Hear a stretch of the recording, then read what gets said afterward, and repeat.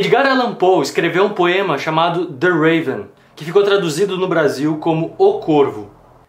Numa meia-noite agreste, quando eu lia lento e triste, vagos, curiosos tomos de ciências ancestrais, eu já quase adormecia, ouvi o que parecia o som de alguém que batia levemente a meus umbrais. Uma visita, eu me disse, está batendo a meus umbrais. É só isso e nada mais. Um dos motivos pelo qual ele ficou famoso é a originalidade e a qualidade do poema. A obra foi traduzida inclusive por pessoas como Machado de Assis e Fernando Pessoa. Muitos de nós, poetas, vamos escrevendo a partir da nossa intuição, vamos aprendendo a partir do conhecimento tácito que a gente adquire de leituras e de contatos com a nossa própria poesia ou com o nosso fazer poético. Dificilmente a gente para pensar de forma metódica, ou seja, o que vem antes, o que vem depois, qual é o nosso processo criativo. Isso se dá porque a poesia surge dentro da gente e não existe uma escola, um caminho das pedras que diga faça isso, isso, isso e você terá um poema. O Allan Poe, num ensaio chamado A Filosofia da Composição, diz o seguinte: muitos escritores, especialmente os poetas, preferem ter por entendido que compõem por meio de uma espécie de sutil frenesi, de intuição estática, e positivamente estremeceriam ante a ideia de deixar o público dar uma olhadela por detrás dos bastidores, para as rudezas vacilantes e trabalhosas do pensamento. Então ele começa dizendo que os poetas têm uma espécie de ego e que ao identificar esse processo e perder o contato com a famosa inspiração divina, que é o dom que lhe faz poeta, deixaria o público vendo um ser humano.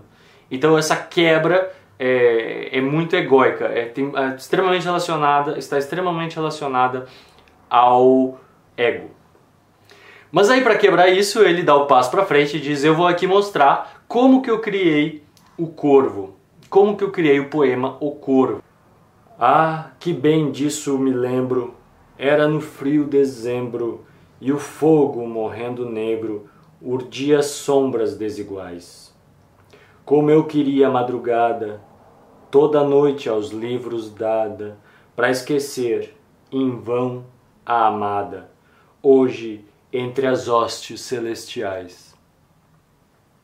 Essa cujo nome sabem as hostes celestiais, mas sem nome aqui jamais.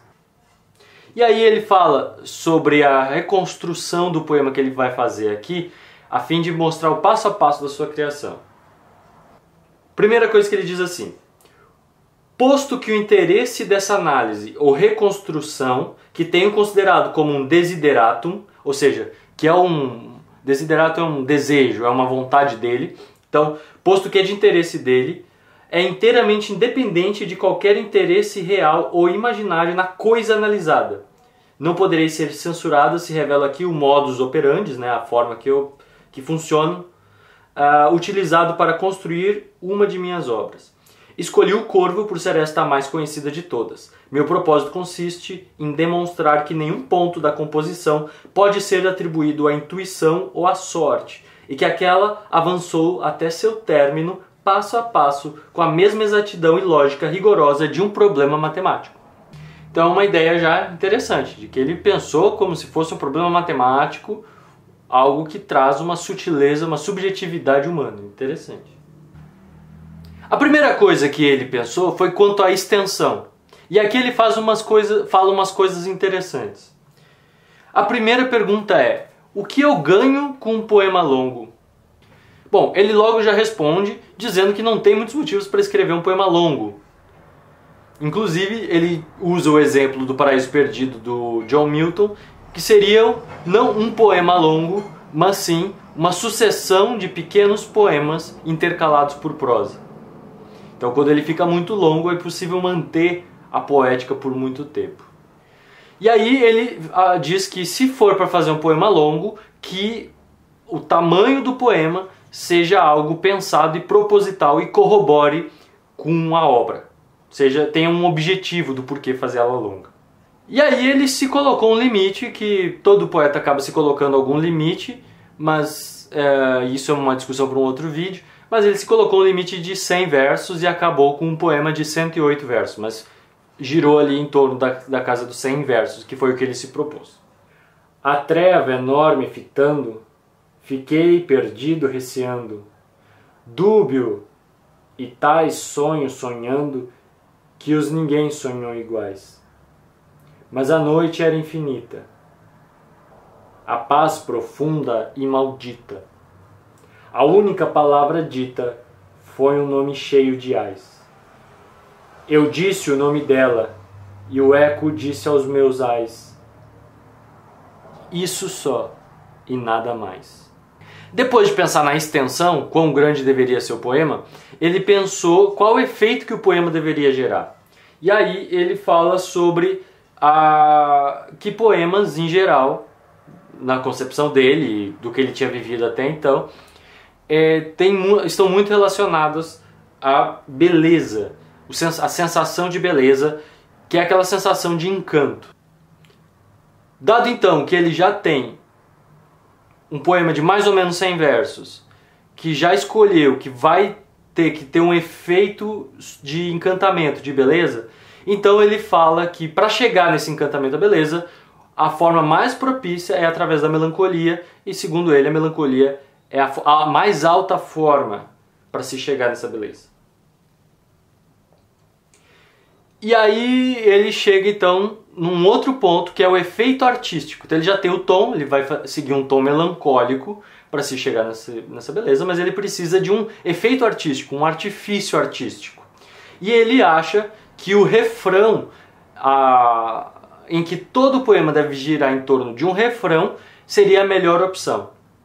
Então ele começou a pesquisar em outros livros, pesquisar em outros poemas, em outras obras, formas de se chegar nesse efeito artístico da melancolia, da beleza através da melancolia. E aí ele decide pelo refrão. Inclusive ele diz que não existe nenhum outro artifício tão bem empregado para a melancolia do que o refrão. E aí ele fala: como é comumente usado, o refrão poético ou estribilho não só se limita ao verso lírico, mas depende, para impressionar, da força da monotonia, tanto no som como na ideia. O prazer somente se extrai pelo sentido de identidade de repetição. E aí ele julgou que se fosse repetir constantemente precisava ser algo pequeno, algo simples. E, mais forte num instante, já nem tardo ou hesitante, Senhor, eu disse, ou Senhora, de certo me desculpais. Mas eu ia adormecendo quando viestes batendo, tão levemente batendo, batendo por meus umbrais, que mal ouvi, e abri largos, franqueando os meus umbrais. Noite, noite e nada mais. Como ela também seria a frase final, ele precisava que fosse algo sonoro e forte ao mesmo tempo. E aí, como surgiu para ele a palavra nevermore, ele estava com muita dificuldade de saber, mas do que justificaria alguém ficar falando nunca mais, nunca mais? E aí que vem a ideia de colocar um animal falando, não necessariamente um humano, porque isso faria, o animal teria seria mais suscetível a um animal repetir a mesma palavra, teria um simbolismo mais forte. E aí primeiro ele escolheu um papagaio. Só que lembre-se, ele estava indo em direção à melancolia, e papagaio não vai em direção à melancolia, e por isso ele acaba mudando para o corvo.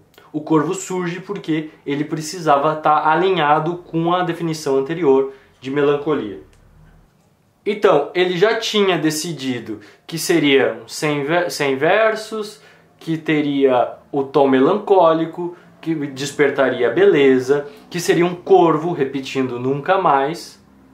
E agora ele precisava definir o resto, né? Vamos dizer assim, justificar o corvo falando nunca mais. Ele também comenta que nada mais melancólico do que o amante lamentando pela morte da mulher amada. Então ele fala assim: tinha, pois, de combinar as duas ideias, a de um amante lamentando sua morta amada e a de um corvo continuamente repetindo as palavras nunca mais. E tinha de combiná-las tendo em mente meu propósito de variar a cada vez a aplicação da palavra repetida. Mas a única maneira inteligível de tal combinação era a de imaginar o corvo empregando a palavra em respostas às perguntas do amante. A ave estranha e escura fez sorrir minha amargura. Com o solene decoro de seus ares rituais, tens o aspecto tosquiado, disse eu, mas de nobre e ousado, ó velho corvo emigrado lá das trevas infernais. Dize-me, qual teu nome lá nas trevas infernais? Disse o corvo, nunca mais. Bom, depois de ter decidido isso, ele então precisava definir o ritmo e a métrica. E para isso ele criou a última estrofe, que seria a porrada final. Ou seja, seria o ponto culminante da história, o clímax da poesia. Seria onde viria todo aquele sentimento de encantamento, de beleza que ele se propôs. Aí ele fala aqui, uma coisa interessante. Tivesse sido eu capaz, na composição subsequente, de construir estâncias mais vigorosas, não teria hesitações em enfraquecê-las propositadamente para que não interferissem com o efeito culminante. Ou seja, se depois, na escrita dos demais estrofes do poema, ele tivesse criado poesias tão fortes, tão vigorosas como a estrofe final, ele não hesitaria em desfazer isso, de modificar, de enfraquecer. Então, se o objetivo era que no final tivesse esse clímax, era óbvio que ele precisava forçar essa mudança nas estrofes anteriores. Aqui é interessante perceber como o poeta se limita, né? E esse limite ele é muito aberto. De repente, um outro poeta, se tivesse nessa mesma situação, quebraria, se tivesse um outro verso forte, quebraria em duas partes, parte 1, parte 2, como se fossem dois poemas de uma mesma história. Ou talvez criasse dois poemas completamente diferentes. Ou talvez permitisse que o poema tivesse picos e baixos.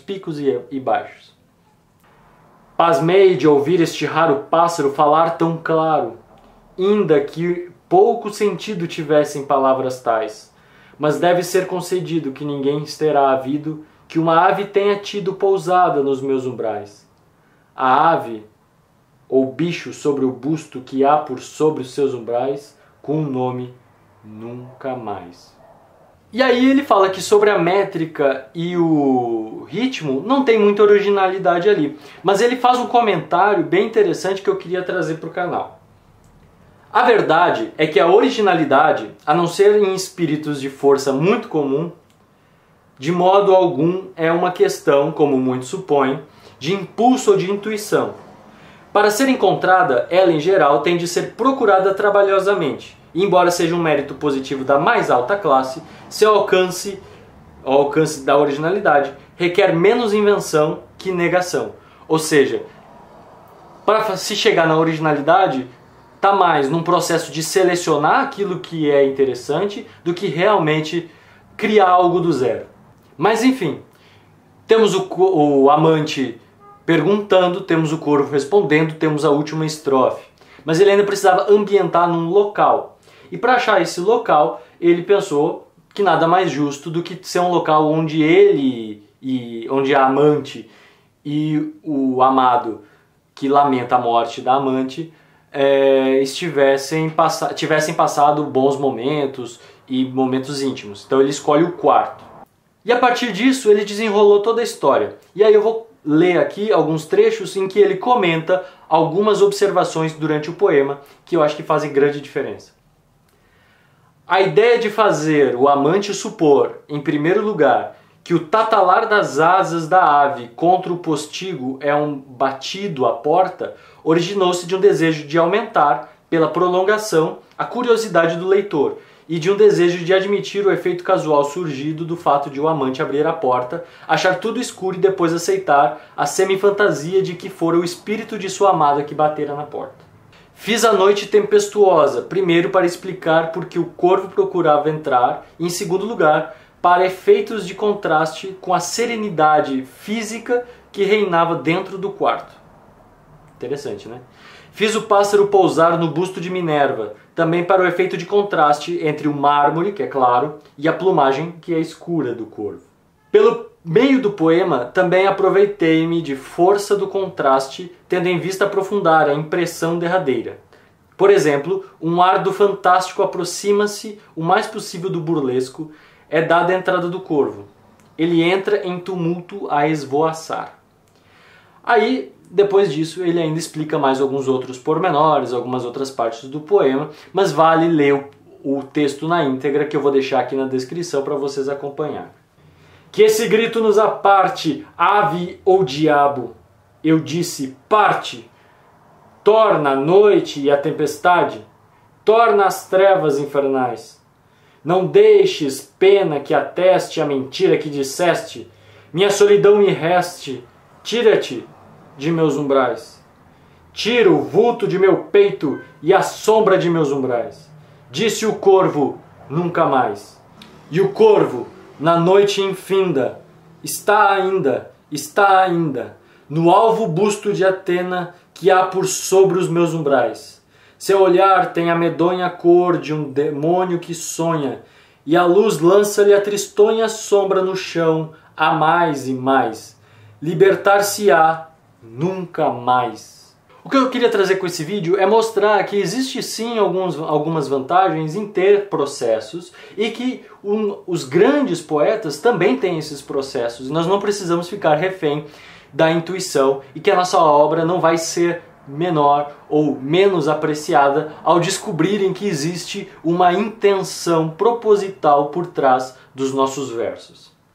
Mas aí fica a cargo de cada um a responsabilidade e a criação de cada um, e por isso eu peço, escreva nos comentários abaixo o que você acha, se você tem algum processo, se você já investigou seu próprio processo e o que você acha de tudo isso, tá? Um abraço e até a próxima.